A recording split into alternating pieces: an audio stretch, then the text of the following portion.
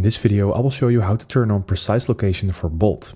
So what you can do is you can just go over to your settings for this, and then when you are in settings, you're going to click on apps or something that's indicating applications.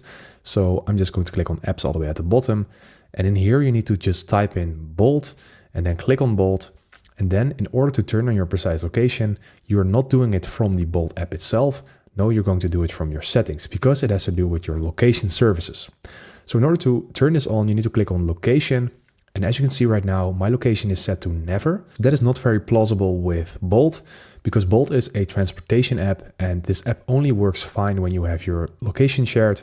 So I would say turn it to while using the app or something that's saying while using the app or always. And if you do that, you have this option down below saying precise location. And then you need to make sure that this is green or just enabled. Because when you do this, the taxi drivers can easily know where you are and they can pick you up way better. So this is something that you need to turn on to run the app smoothly. It's not required, but it will help the performance of the app a lot. So I hope this video helped you out. Please leave a like and consider subscribing. Then I'll see you in the next one.